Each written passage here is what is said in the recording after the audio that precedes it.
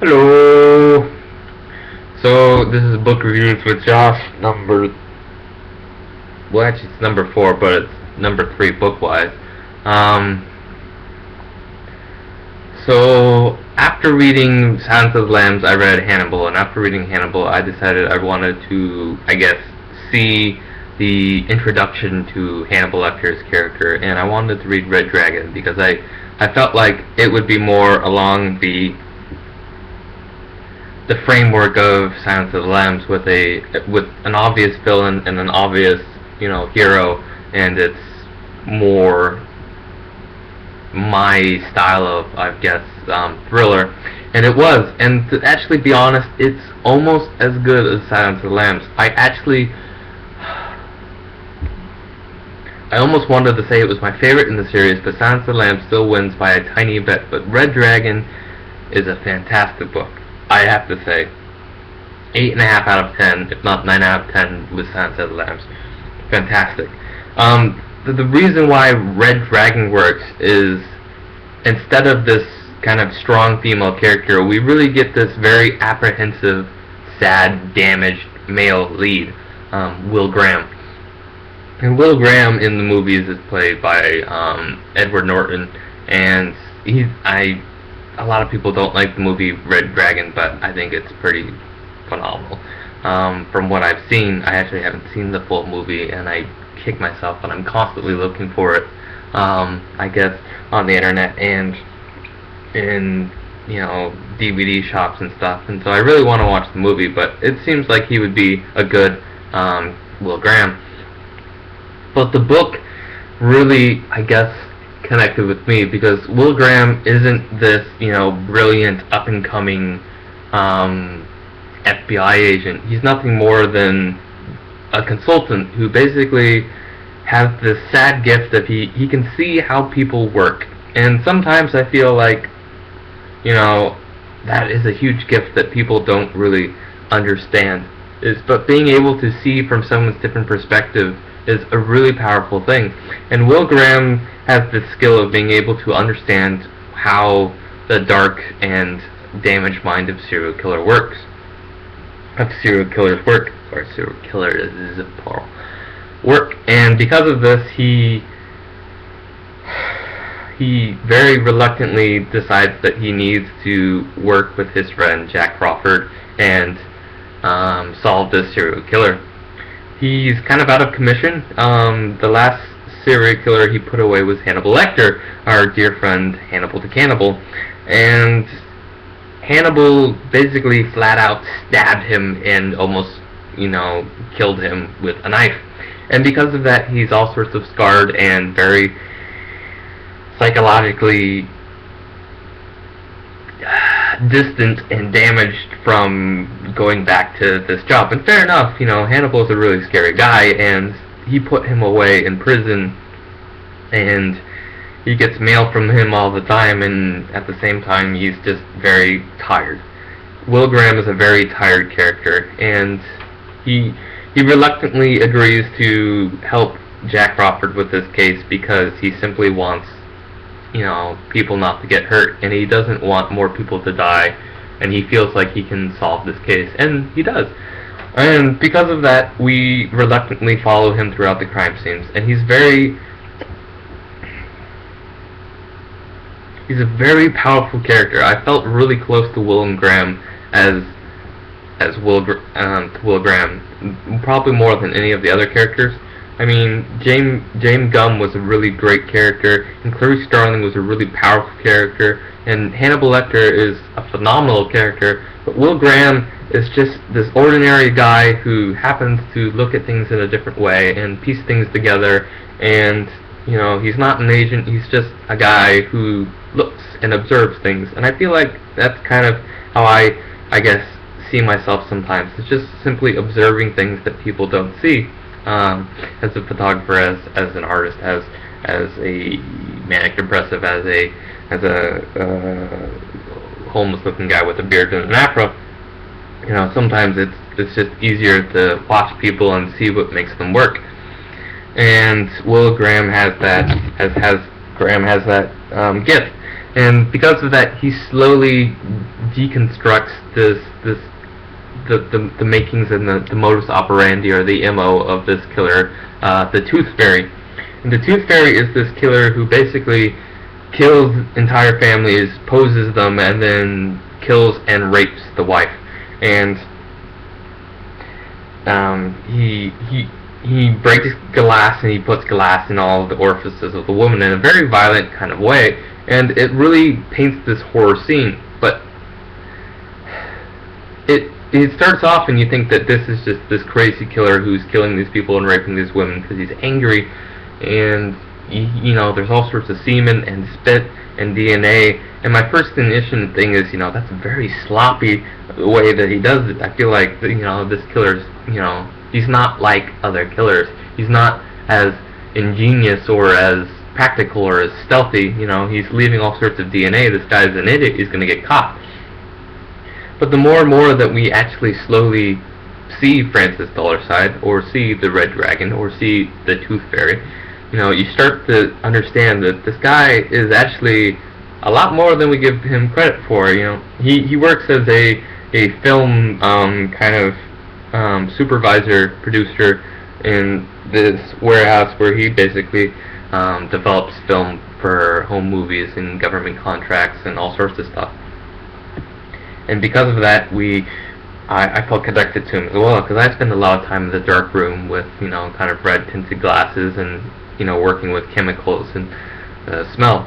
But then we see more and more about Francis Dolarhyde, and he has a hair lip. He was born very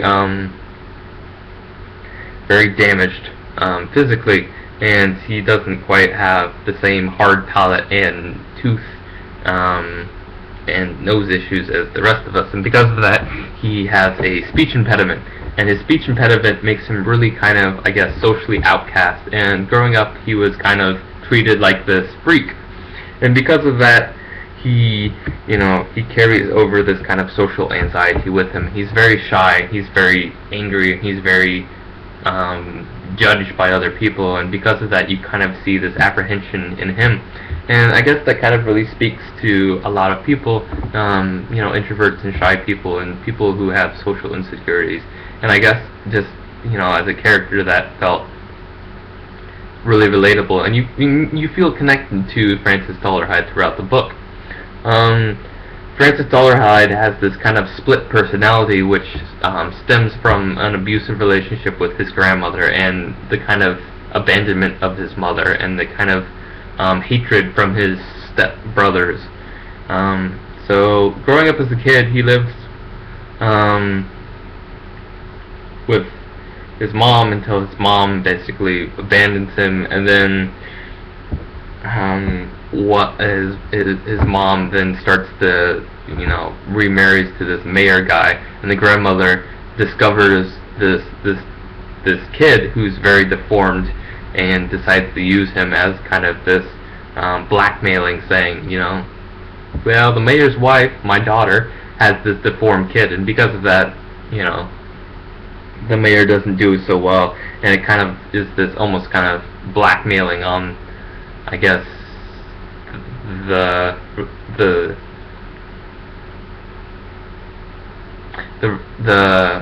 social, I guess, presence and status of his mom. And so the grandmother kind of uses him as this, you know, blackmailing piece. And at the same time, Francis loves his grandmother and really wants to take care of her, and she runs this kind of old person's home, and he has this kind of run-in with this girl, and, you know, they get naked as kids do, and it's like, let me see your bits, no, let me see your bits, you know, as kind of kids, I guess, do. And at this stage, Francis is the Red Dragon's, the Tooth Fairy's grandmother, basically flips, and he kind of, you know, says, oh, you know, your penis is dirty, I'm gonna cut it off, and all sorts of stuff. And it really is kind of this, damn it, you know, who would want you, and you're just a monster, and you know, you should be ashamed, and bedwetting and all sorts of stuff. And because of that, he really kind of has this really kind of fear of being sexually, I guess, open and being okay with his body. He feels really kind of dirty and ashamed just for being himself. And I guess his kind of childhood is based on abuse and fear and shame. And out of that kind of splits this other personality called the Red Dragon. And the dragon is based off of this painting by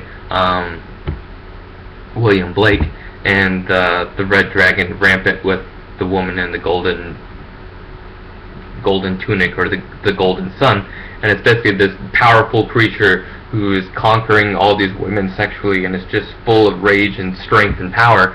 And it kind of becomes this alter ego that he is able to then do these merciless killings and, reclaim his sexuality and reclaim his strength and his, I'm actually this powerful person. But then the personality is actually split, and the psychological fissure takes place where Francis Dolarhyde, the weak, very shy, kind of timid, sexually confused, kid, struggles with this very abusive, violent temperament of the dragon. And so he slowly kind of tries to stop these merciless killings and falls in love with this blind film technician at this other studio, and he slowly tries to stop being this monster for her simply because they have a one-night stand, and he falls in love with her, and the relationship's really complex, and he genuinely loves her as a person, and he believes that she actually could like him for himself, which is something that he's never been able to do. And out of this, he slowly is trying to stop being this monster, but at this point it's too late, and Graham is found out about him, and they're close to solving the murders, and he still has all sorts of sexual issues, and he's very timid and he's shy. He doesn't understand how Reba could like him, and he sees her kiss another guy, goodnight, after breaking up with him, and he doesn't know, so he kills her, and then he kidnaps her, and he fakes his death and burns to the ground, and you feel bad for him because he's really just trying to overcome this psychological damage from this abuse that he's faced, but at the same time everything kind of gets in the way, and he can't overcome this monster that is in his head because everyone's going to capture him, and he can't go to jail, and he can't have Reba see him for what he really is. And so out of kind of this desperation and stuff, he just kind of snaps and becomes the dragon once more. And unfortunately, Reba calls him crazy and all sorts of stuff and tries to run away and hit him, and because of that, the whole kind of relationship that could have saved him from himself is severed.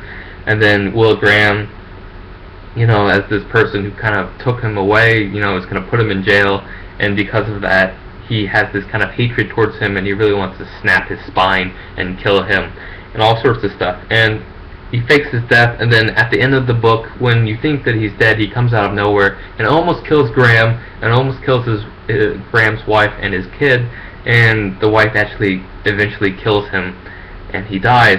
And, Graham is in this hospital, his wife leaves him with the kid, and it kind of has this ending where, Graham, this very timid character who didn't want to do this, but, is convinced to do this so he can save more lives, he solves this thing and he saves everyone, and then he's killed, he's attacked and almost killed, and then his wife leaves him.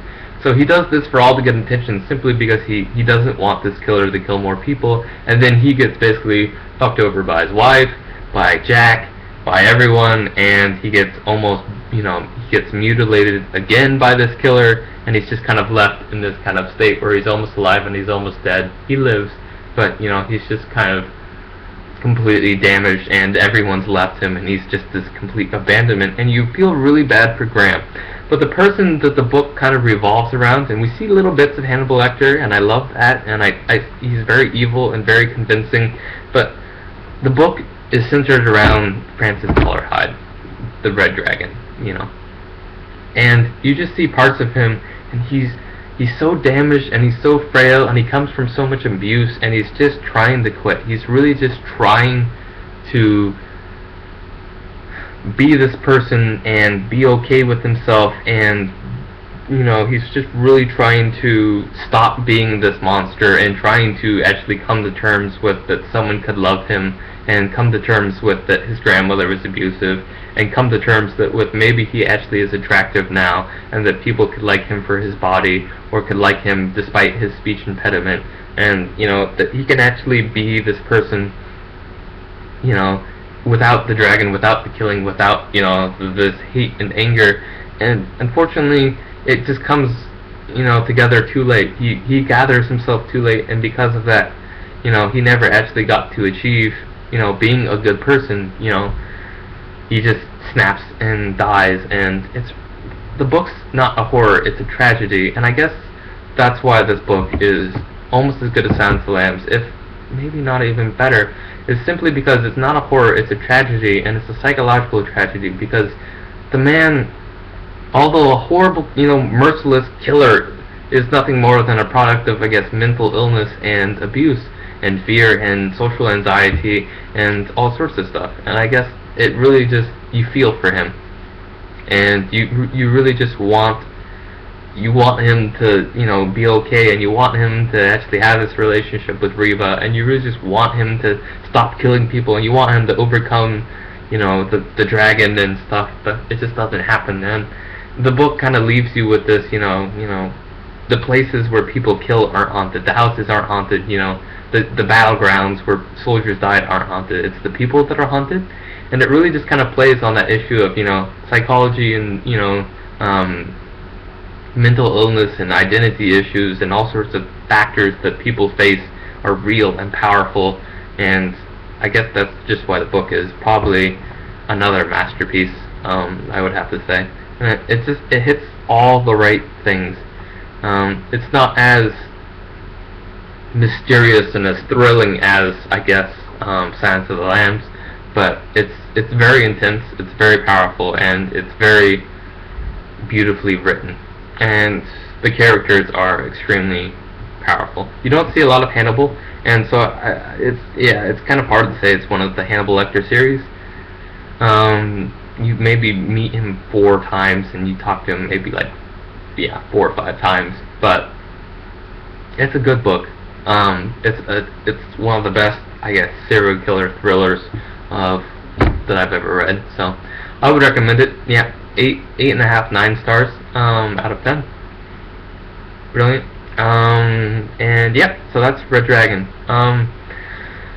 I haven't finished Hannibal Rising. I'm reading it, and I know kind of what happens because I've seen the movie, and I guess I'll talk about that eventually. But yeah, it's just not the same. There's just not the same love and energy with the characters. But Red Dragon and Silence of the Lambs are definitely Thomas Harris's masterpieces. Hannibal's great, and Hannibal Rising, unfortunately, is a little bit of a mistake, but hey. So there you go. That's Red Dragon book review. Definitely read it. I recommend it. It's fantastic. Silence of the Lambs, Red Dragon, and Hannibal. Read them. They're great. Yeah.